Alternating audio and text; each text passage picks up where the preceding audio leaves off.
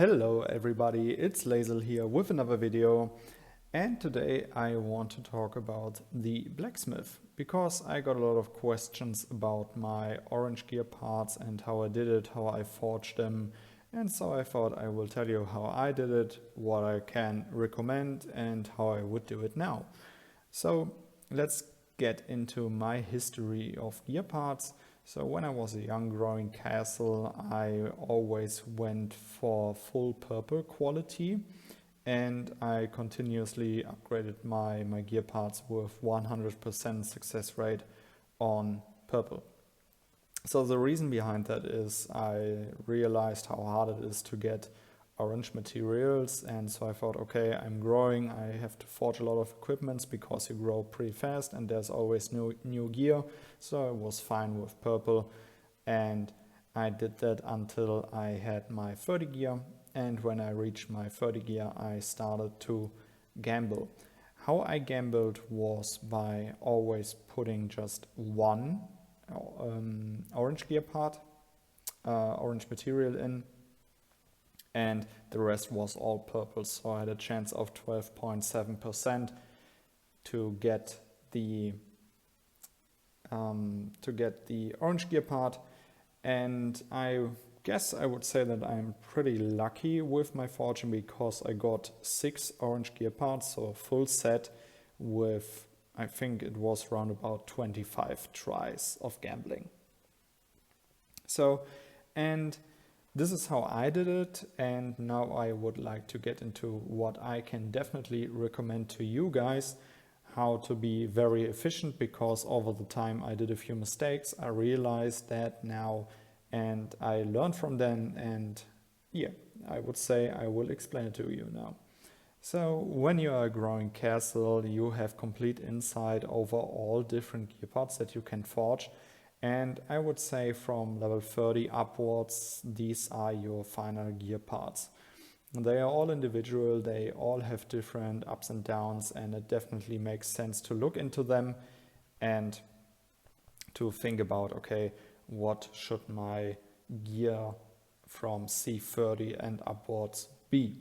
Think about your troop focus, what you want to play with, and adjust your gear parts on these levels for that. When you've decided what gear parts you want to wear and what troops you want to focus, I can definitely recommend to write down what materials those gear parts cost, because then you will immediately see that there is a big gap between the needed materials for certain gear parts or gear setups. For example, the infantry mage combo never really required me much steel ingot or wolf fangs, so I was able to completely leave them behind and have a gigantic amount of them. And by that you will see what materials you will need, and when you see, okay, the material I need the most is, for example, the palm leaf, then you know, okay, this is the material that I wanna put into my workshop to produce. A sheet like that can be very useful because you can update it like every week, month, it depends how you like it. And then you can see, okay, I have enough palm leaf now I'm lacking in fine leather, for example, so I adjust my workshop to fine leather. So you're always well set when it comes to later on when you gamble, when you have your orange gear on 30, and so on and so on. Furthermore, I can recommend check the materials that you need to upgrade your emblems. I currently need blue materials to upgrade my emblems, and so I usually never upgrade my materials higher than blue quality. I did purple and orange now because I'm working on a new orange part, and purple just for this video because later I will show you some percentages. But it doesn't make any sense actually if you have a real forging plan and see, okay, the highest quality that I need to upgrade my emblems is actually blue or green, then just stick to that level and calculate from then on. If you see, okay, I have enough materials to give it a forging try or a forging gamble, then you can upgrade it, but you never get into the situation where you have to pay the gems for the breakdown costs. I know it's not much, but you don't have to pay it. So be happy about it. 20 gems is 20 gems. So, and then we come to the point where I will explain how I would do it now. Because I have learned that the highest priority for a growing castle is to get C30 as fast as possible to unlock the Azeroth mine, to get that production going. So, and you're growing very fast. And you actually don't need that high quality gear on low levels because you're growing very fast, you are upgrading it. And when we come into certain percentages of gambling, I will explain now why I would always stick to blue if I would start new now. So, for example, when we look into level 30 gear, level 30 gear costs 6 different materials, and all the different levels before costs a total amount of 18 materials in total. So if we would say that we want to forge a level 30 weapon in pure orange quality from the beginning, it would cost us 24 gold pieces or orange pieces. So 24 orange pieces are worth 600 blue materials or 120 purple materials. Because you will be growing so fast, it would make sense to me to do complete blue gear until level 25, and from level 25 on you can start to gamble level 30 gear. So I need to add a rule that is my personal rule when it comes to orange gear. As soon as you have orange gear, you never gamble it again.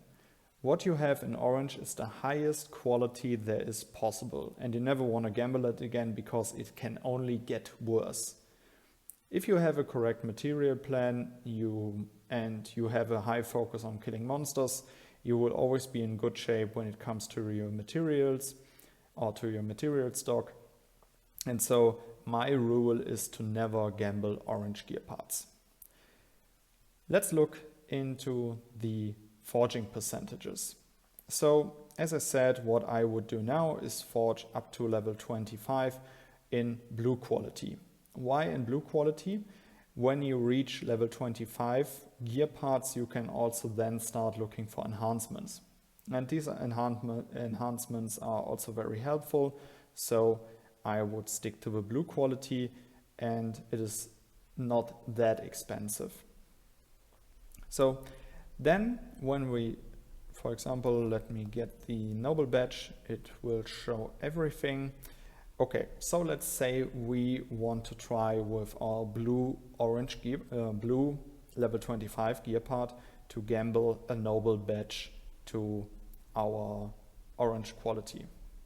Let's say we will just put in blue materials and one orange part, and then we add the, for example, blue level 25 gear part. I know this is a level 30 gear part, but the percentage is the same. We have a 9.2% chance of getting an orange gear part out of it. What is important to understand about my thinking here is that I see, okay, our benchmark to break with gambling is never to use more than 600 blue materials, which is equal to 24 gold materials, because then we could just forge the level 30 gear part from the beginning in gold. So when we want to go for the first gold 30 gamble, we would put in a level 25 blue gear part, and then we would add these materials here. So the first gamble try for a level 30 gear part would cost us 48 blue materials in total. 25 from the orange material part and 23 materials, blue materials, from forging the level 25 gear part, and the last 5 blue required from the forging here. So when we do that, we have compared to the 600 blue materials a total amount of 48 materials needed for the first gamble try. So we are left with 552 blue materials that we would actually win if it succeeds. So on the second gamble try, the costs for example, if the gamble try would fail, our then followed up costs for every try would be 30 blue materials, because then we would just have to pay the 5 blue materials needed for the forge itself, for this forging try itself, and the orange gear part that we want to add. So from the second try, if it then would succeed, we would make a win of 522 blue materials.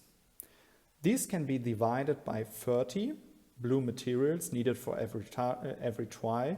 So we come to a total amount of 17.4, but that would be, let's say, like 17 tries.